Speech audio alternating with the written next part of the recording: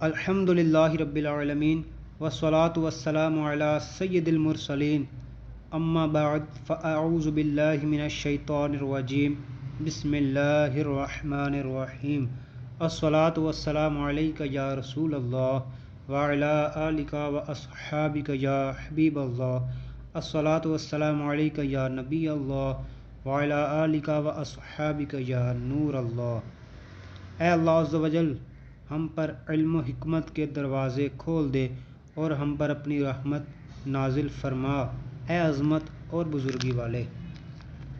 فرمان مصطفیٰ صلی اللہ تعالیٰ علیہ وآلہ وسلم، سب سے زیادہ حسرت قیامت کے دن اس کو ہوگی جسے دنیا میں علم حاصل کرنے کا موقع ملا مگر اس نے حاصل نہ کیا، اور اس شخص کو ہوگی جس نے علم حاصل کیا اور دوسروں نے تو سن کر اس سے نفع اٹھایا لیکن اس نے نہ اٹھایا، یعنی اس علم پر عمل نہ کیا۔ عبادت وہ غایت تعظیم ہے جو بندہ اپنی عبدیت اور معبود کی الوہیت کے اعتقاد و اعتراف کے ساتھ بجا لائے۔ عبادت ایک طرف ایمان کا نور، جان کی راحت، دل کا سرور، آنکھوں کی ٹھنڈک اور قلب و روح کی صفائی کا سامان ہے تو دوسری طرف شیطان سے جنگ اور نفس سے لڑائی ہے۔ انسان کی تخلیق کا سب سے ایک بڑا مقصد عبادت ہے۔ حضرت سیدنا جنید بغدادی علیہ رحمۃ اللہ الہادی سے عرض کی گئی، کچھ لوگ پیدا ہوئے کہ نماز وغیرہ عبادات چھوڑ دی اور کہتے ہیں کہ شریعت تو راستہ ہے، ہم پہنچ گئے ہیں، ہمیں راہ کی حاجت نہیں۔ فرمایا وہ سچ کہتے ہیں، ضرور پہنچ گئے، مگر کہاں تک؟ جہنم تک۔ پھر فرمایا اگر مجھے 100 برس کی عمر دی جائے تو فرض جو نفل مقرر کر لیے ہرگز نہ چھوڑوں۔ پھر یہ کہ جب انسان کو عبادت کے لیے پیدا کیا گیا ہے تو اب اسے ساری زندگی عبادت کرنی ہے۔ اللہ عز و جل نے اپنے حبیب مکرم شفیع المعظم صلی اللہ تعالیٰ علیہ وآلہ وسلم سے ارشاد فرمایا، ترجمہ کنز ایمان، اور مرتے دم تک اپنے رب کی عبادت میں رہو۔ معلوم ہوا کہ عبادت نہ صرف لازم ہے بلکہ ساری عمر کے لیے ضروری ہے، اور بندہ خواہ کتنا ہی بڑا ولی بن جائے اور عبادت سے بے نیاز نہیں ہو سکتا۔ جب امام الانبیاء حبیب کبریا صلی اللہ تعالیٰ علیہ وآلہ وسلم کو آخری دم تک عبادت کرنے کا حکم دیا گیا تو ہم کیا چیز ہیں؟ اس سے ان لوگوں کو نصیحت حاصل کرنی چاہیے جو اپنے آپ کو بڑے بلند مقام و مرتبے پر فائز سمجھ کر عبادات کے معاملے میں خود کو بے نیاز جانتے ہیں۔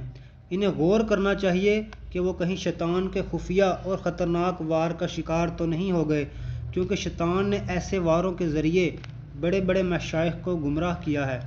یاد رہے کہ ظاہری لحاظ سے عبادت ایک مشکل امر ہے، کیونکہ اس کے ذریعے بندے کو اپنی منزل جنت تک پہنچنا ہے، اور حدیث پاک میں ہے، بے شک جنت کو سختیوں سے ڈھانپ دیا گیا ہے۔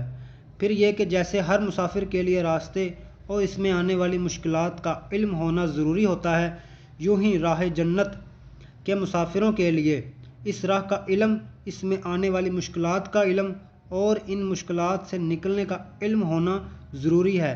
لہٰذا عبادات کے لیے سب سے پہلے علم ہونا ضروری ہے کہ یہ کیسے اور کس طرح کی جائے۔ حدیث پاک میں ہے، بغیر علم عبادت کرنے والا اس گدھے کی طرح ہے جو آٹے کی چکی میں جتا ہو۔ اور حضور غوث پاک شیخ عبد القادر جیلانی قدس سرہ النورانی فرماتے ہیں، فقہ حاصل کر اس کے بعد خلوت نشین ہو۔ جو بغیر علم کے خدا کی عبادت کرے وہ جتنا سنوارے گا اس سے زیادہ بگاڑے گا۔ اپنے ساتھ شریعت اہلیہ کی شمع لے لے، حصول علم کے مطابق اس پر عمل اور عمل میں استقامت و اخلاص کی باری آتی ہے۔ حضرت سیدنا ذوالنون مصری رحمۃ اللہ تعالیٰ علیہ ارشاد فرماتے ہیں، سب لوگ مردے ہیں سوائے علماء کے، اور سب علماء سو رہے ہیں سوائے عمل کرنے والوں کے، اور سب عمل کرنے والے دھوکے میں ہیں سوائے اخلاص والوں کے، اور اخلاص والے بہت بڑے خطرے میں ہیں۔